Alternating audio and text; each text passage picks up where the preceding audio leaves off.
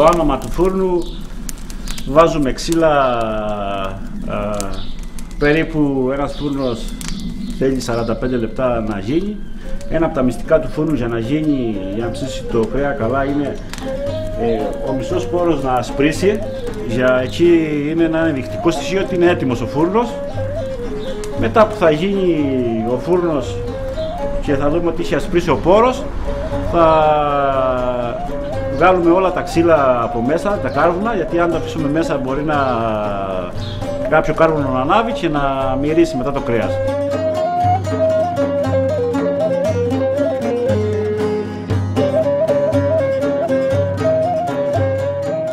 Μετά που θα γίνει ο φούρνος και το πεστοτήσουμε μέσα το ταψί, το αφήνουμε, την πρώτη φορά το αφήνουμε 1 ώρα. Μετά το βγάζουμε έξω, το γυρνάμε από την άλλη μεριά, ξανανάβουμε πάλι το φούρνο, το βάζουμε πάλι μέσα στο φούρνο και το αφήνουμε περίπου 5 με 6 ώρες. Αναλόγως πόσο ξύλο έχουμε βάλει τη δεύτερη φορά. Αυτό το ξέρει ο ψήστης.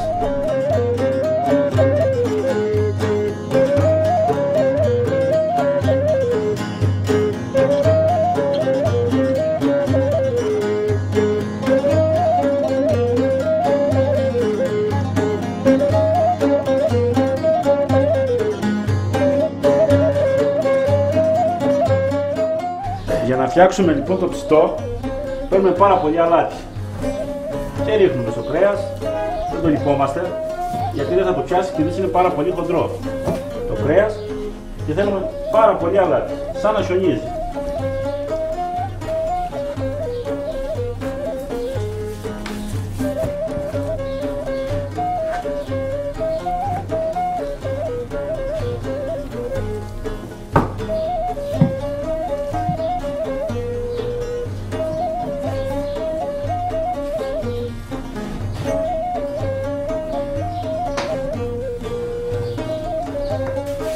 Το αλατίζουμε, το τρίβουμε καλά για να το πιάσει. Αυτή η διαδικασία γίνεται 2 ώρες τούν, βάλουμε το ψητό στο φούρνο για να τραβήξει το κρέας το αλάτι και να είναι καλό.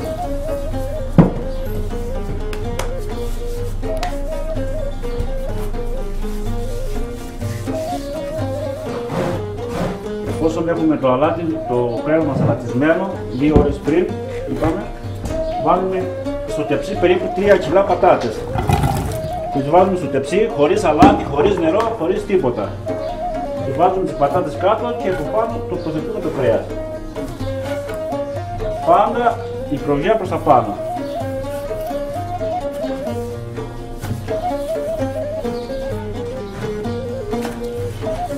Όσο πιο σφιχτό είναι στο τεψί μέσα, τόσο πιο καλό γίνεται.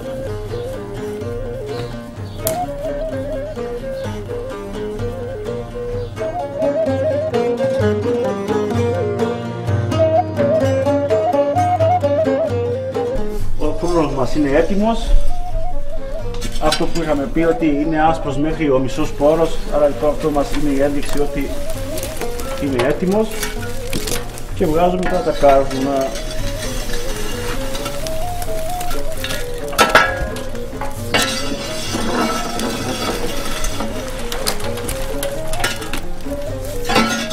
Προσπαθούμε να βγάλουμε όλα τα χοντρά κομμάτια, γιατί αν τα αφήσουμε μέσα μπορεί να πάρει τη μυρωδιά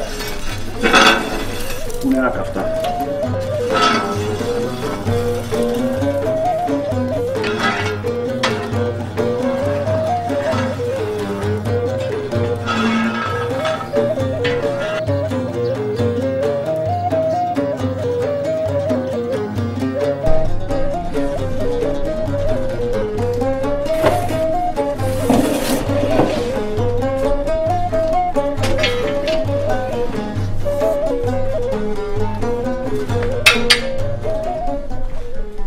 Τώρα θα βάλουμε το καπάκι και θα το νεχρίσουμε πάρα πολύ καβά ώστε να μην μπαίνει καθόλου αέρα.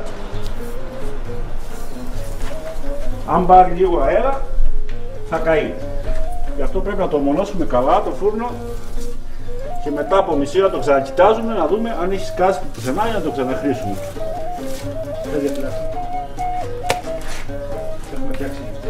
Έχουμε τη λάσπη μας έτοιμη. αζυλόχωμα.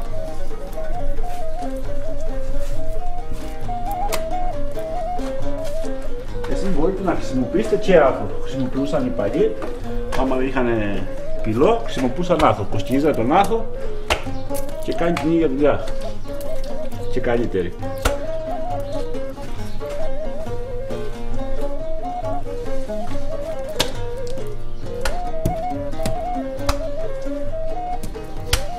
Εβάλαμε το ψητό μας και τώρα περιμένουμε μία ώρα για να έρθουμε να το ξαναβγάλουμε.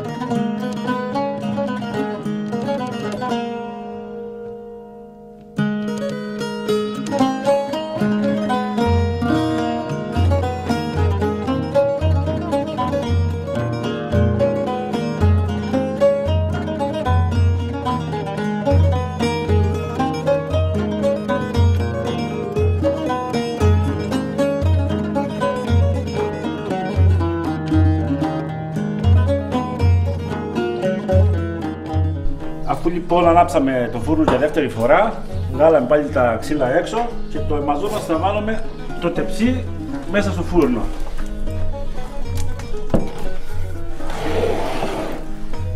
Αφού το γυρίσαμε, το βάζουμε τώρα τη δεύτερη φορά. Την πρώτη φορά το βάλαμε μία ώρα και τώρα θα το βάλουμε για 5 ώρες να το αφήσουμε.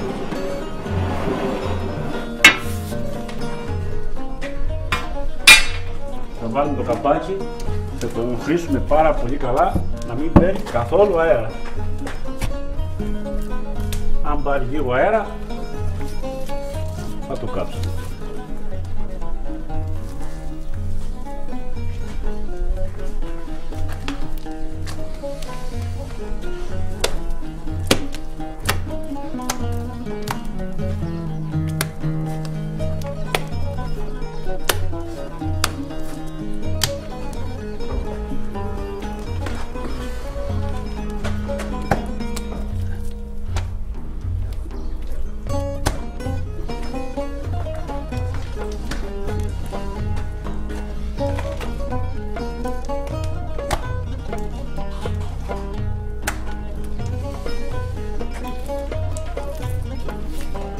Το χρήσαμε και τώρα περιμένουμε 5 ώρες μέχρι να το βγάλουμε από το λιοφτίνο.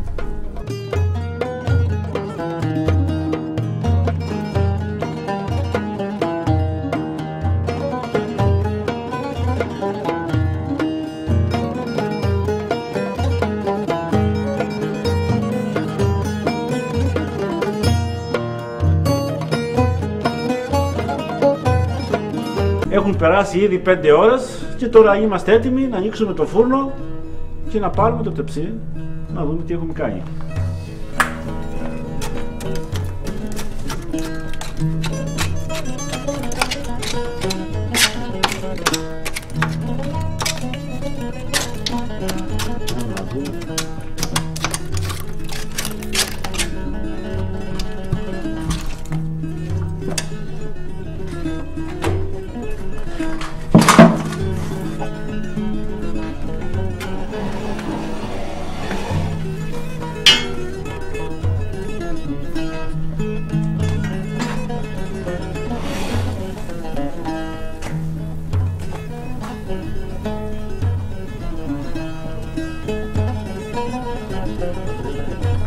Όπως βλέπετε,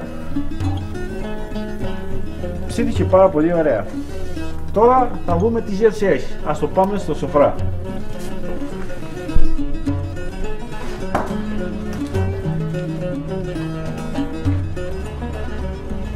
Και τώρα ήρθε η ώρα να δούμε τι κάναμε.